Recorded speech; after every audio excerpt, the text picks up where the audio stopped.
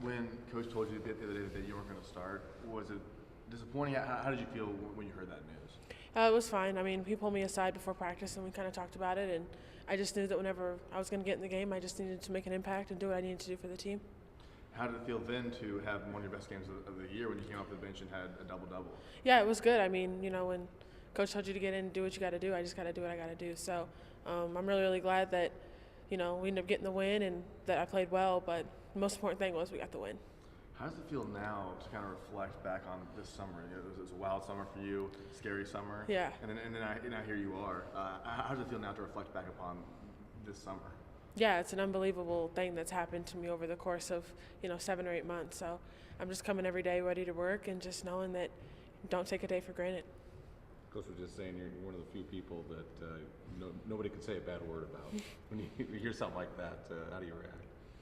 I just know that this team and coach has so much trust in me, and I just know who I am as a person and how much they trust and have so much value in who I am as a person. So it means a lot for coach to say something like that to me. You've been down to Baylor before. It's a tough team to play against. Always tough to play on the road. What do you think is a key as you go down to Baylor on Wednesday? I think a key is just continue doing what we do. Coach always talks about nameless and faceless opponents. We have to stick to what we do every day and the defensive scout and everything that coach asks us to do and making shots. And with that, we can be a really, really good team. Is there anything different with this year's Baylor team as compared to years past, or is it kind of pretty similar for the most part? It's pretty similar. We know they're always, at the top of the Big 12, and they bring it every single game. So we just have to match their intensity and match their physicalness. As a post, what's important for you because they have so many? It's kind of like Texas, but maybe even bigger.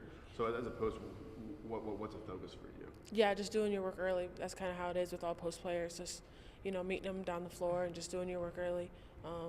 They have great post players, like a lot of teams and players do in this country. So we just have to do our work early and be ready to work. Have you guarded Kalani Brown before in years past? Yeah, I and have. Is it the same thing as just do your work? Because she has 4 inches on you. Yeah. Is that the same thing? Just do your work early to try to keep her away from the basket? Yeah, for sure. Just doing your work early and just playing as strong as you can and being very physical. Coach mentioned that Baylor has the ability to go on runs and have a knockout punch. What does the team need to do to eliminate those runs that Baylor can go on? I think just sticking to what we do. Just focus on getting defensive stops and focus on hitting the shots we need to hit, and just paying attention to their players and how we're guarding each player. And then when they go on a run, we need to also make a run after. We just can't let them continue to make runs. Thanks, man.